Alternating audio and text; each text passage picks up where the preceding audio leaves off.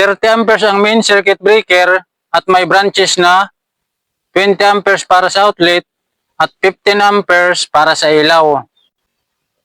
So naka-install na yung mga box natin, may wire na rin, mag-i-splice na lang tayo. So ito dito, ito yung supply para sa ilaw. Ayan, papunta yan dito, ito. Line 1, line 2 ang blue. Ito naman, supply ito para sa outlet, papunta dito. Line 2, line 1. So itong ilaw, ito ang unahin nating i-wiring. So ito yung supply ng ilaw. Ito yan. Ito ang line 1, ito ang line 2. Ang line 2, dito natin yan i-connect. Sa line 2 papunta sa receptacle, ito. Itong line 2, dito yan. Tapos isama natin ang line 2, supply yan, papunta doon. Sa kabilang box ng ilaw. So ito yan, dito yan.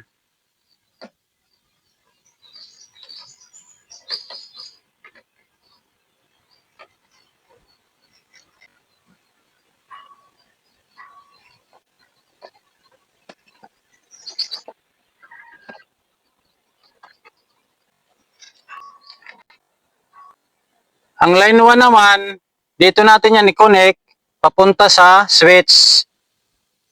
Itong isang wire, ito ang gagawin nating supply ng switch. Dito yan.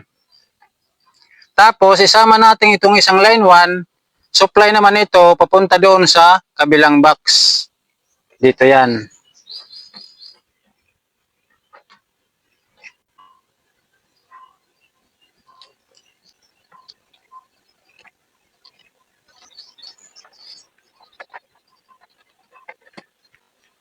So, ang dulo naman nito dito, ito yan. Dito na natin ito i-connect sa switch. Ito naman ang switch natin. Dito natin yan i-connect sa baba, yung sa off position. Dito yan. Itong isang wire naman, ito ang magiging return ng switch. Dito natin yan i-connect sa taas. Ito yung on position. Yung may label na bilog, yun ang on position. Yung walang label, yun ang off position. Ang dulo namang return ng switch, ito na yan. Dito na natin yan i-connect. Papunta sa line 1 ng receptacle number 1. Dito. Ito yan. So dito natin yan i-connect.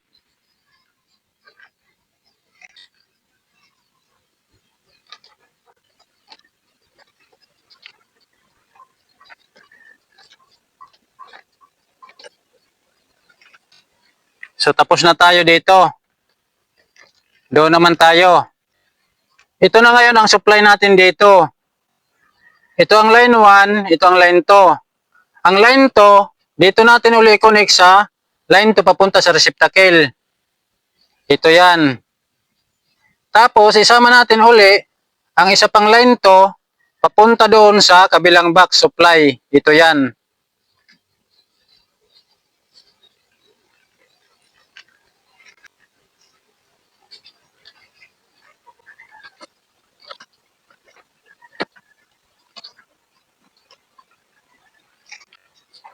Ang line 1 naman, dito natin uli i-connect papunta sa switch. Itong isang wire, ito ang gagawin nating supply ng switch. Dito yan. Tapos, isama natin itong isang line 1, supply naman papunta doon sa kabilang box. Ito yan.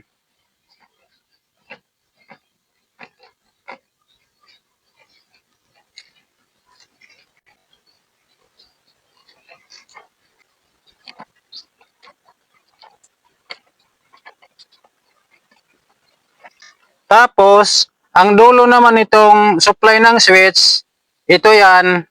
Dito na natin yan i-connect sa switch. Ito yung switch natin. Dito natin yan i-connect sa off position dito sa baba.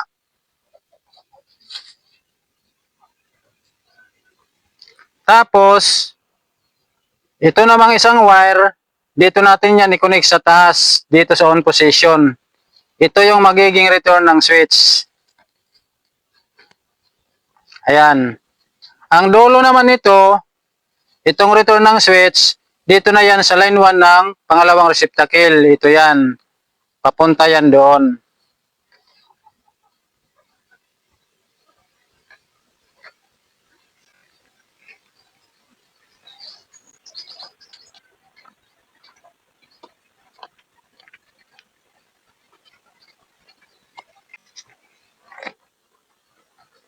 So tapos na tayo dito, doon naman sa kabilang box.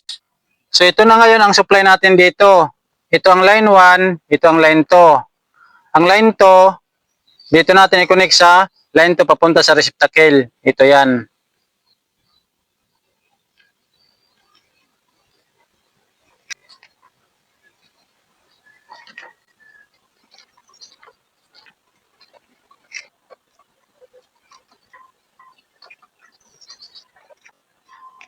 Ang line 1 naman, dito na sa supply ng switch. Itong isang wire, ito ang gagawin natin supply ng switch. Dito yan.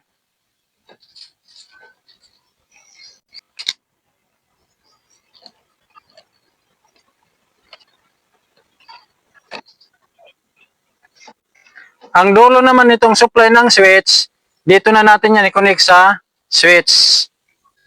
Ito naman ang switch natin. Dito natin yan i-connect sa off position dito sa baba. Ito namang isa pang wire, ito na ang magiging return ng switch. Dito natin yan i-connect sa on position. Ayan. Ang dulo naman itong return ng switch, dito na yan sa line 1 ng receptacle number 3. Dito yan. Ito yung wire niya.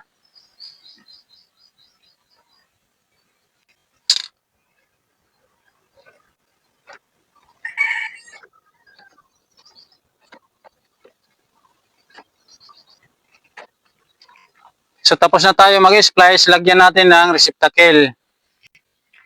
Ito naman ang receptacle natin. Ang line 2, dito natin i-connect sa gitna ng receptacle. Doon sa inner part. Ang line 1 naman, na dumaan dito sa switch, dito natin yan i-connect sa gilid ng receptacle. So itong line 2, dito yan sa inner part.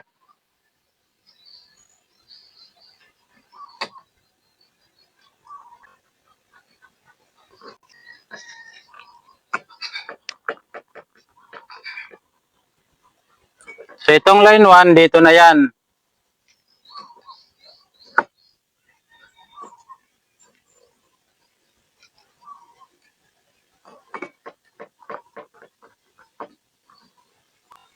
So itong dalawang wire, pwede naman yan magkapalit. Ito, pwede dito ilagay. Ito, pwede rin doon. Okay lang yan naman kasi parehas naman yan live. 110 volt ang isa, 110 volt din ang isa. Line to line yung connection natin. 110 volt ang line 1, 110 volt ang line 2. So dito naman tayo sa kapilang box. Yung pag-connect natin dito, parehas lang doon. Ang line 2 sa inner part, ang line 1 sa threaded part.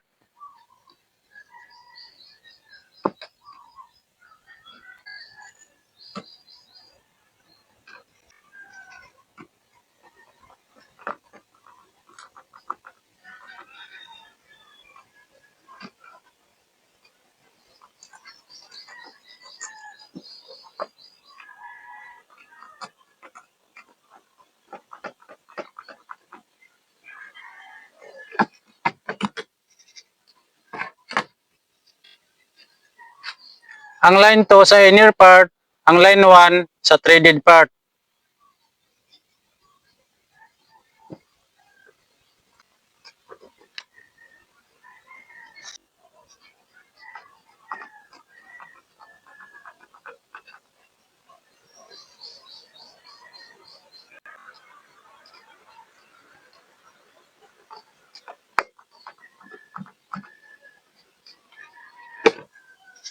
Dito naman tayo sa outlet. So galing dito sa circuit breaker, ito ang supply ng outlet. Line 2, line 1. Diretso yan dito sa box ng outlet. Ito yan. Ito yung line 1, ito yung line 2. So diretso lang natin ito i-connect sa outlet. So ito yung outlet natin. Nilagyan ko na yan ng jumper. So itong supply ng outlet, dito lang natin yan i-connect. So itong line 1, dito natin i-connect sa baba.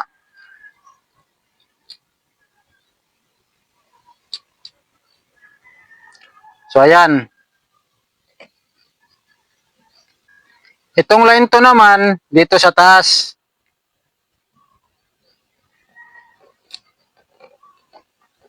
Pwede rin ito magkabaliktad. Ito, pwede dito sa baba, pwede rin ito doon sa taas ilagay.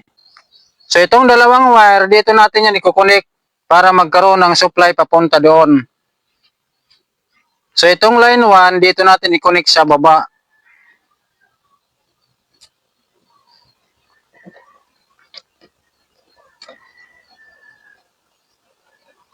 Ayan. Ang line 2, dito naman.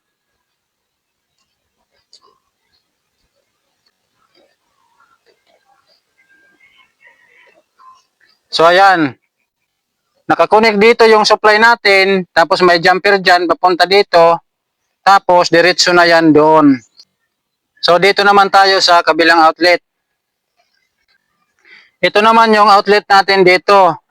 Ayan, tugang din. Nilagyan ko na yan ng jumper. So itong supply natin galing dito, dito natin yan i-connect. Dito ang line 1, dito ang line 2. So ayan. Itong dalawang wire naman, supply yan papunta doon. Dito naman natin i-connect. Dito ang line 1 sa baba, ang line 2 sa taas.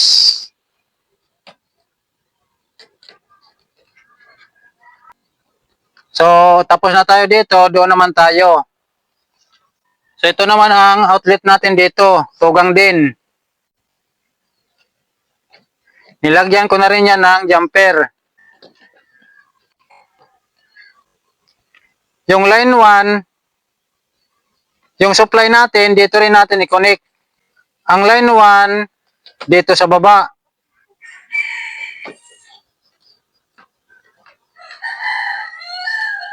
Ayan. Ang line 2, dito sa taas.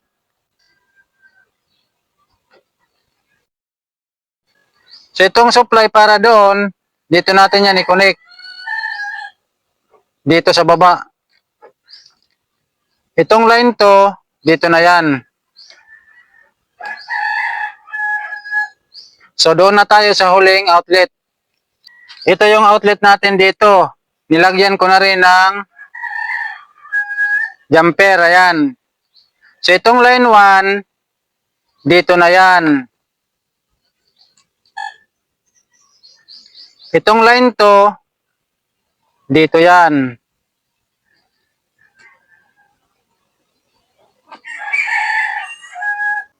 So, tapos na tayo mag-install ng outlet. Dito naman tayo sa panel box. Mag-tap tayo ng wire dito sa circuit breaker. So, ang una natin i-connect, itong supply para sa ilaw.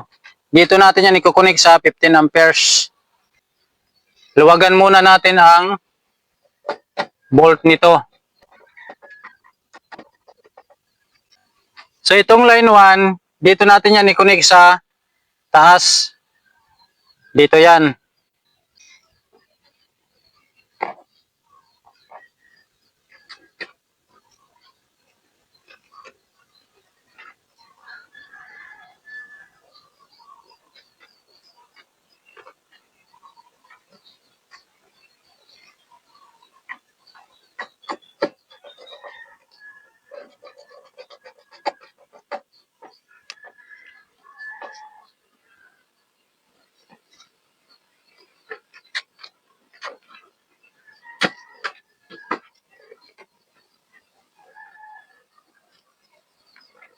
So, itong line 2 naman, dito sa baba.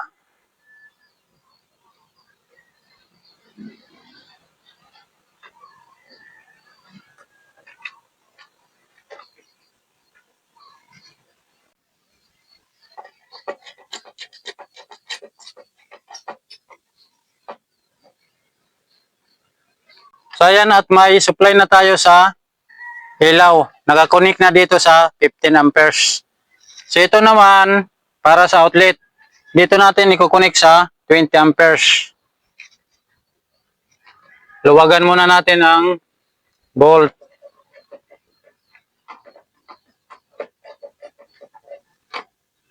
So itong line 1, dito natin yan i-connect sa taas ng breaker.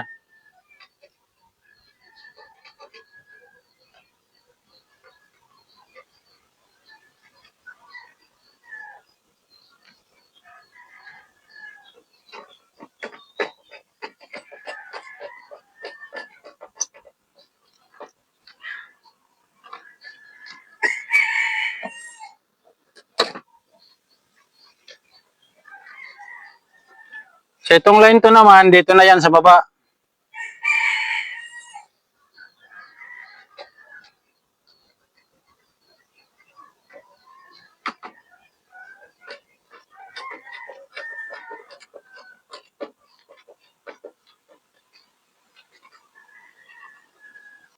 So tapos na tayo dito mag-splice. So dito naman sa supply, may supply na tayo. Itong nasa taas, puti, ito ang line 1 natin dito sa supply. Itong nasa baba, ito ang line 2 natin. Itong kulay itim. Dito sa branches natin, yung kulay itim ang line 1 natin. Yung kulay blue ang line 2. So itong isang wire dito, kulay green, ito yung groundings natin. Dito natin yan ikukunik sa panel box. Sa body ng panel box. Pwede rin ito ihang lang dyan. Pwede rin natin ikunik dito.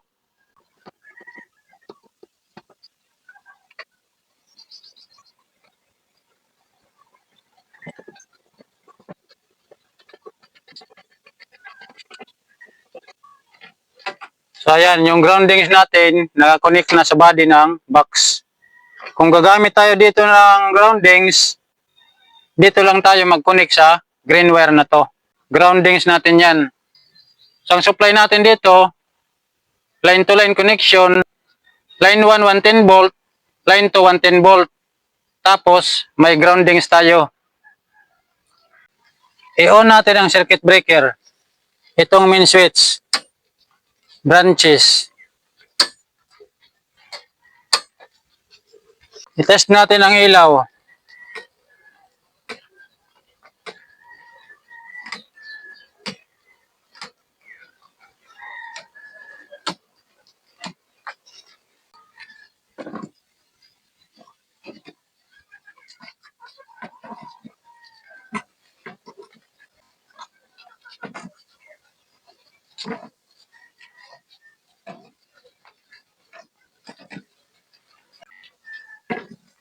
I-off natin ang breaker ng ilaw. I-on natin uli. I-off natin ang breaker ng outlet. On natin uli. So, functional lahat yung gawa natin. Ganun lang kung paano mag-wiring ng ilaw at outlet dito sa panel box.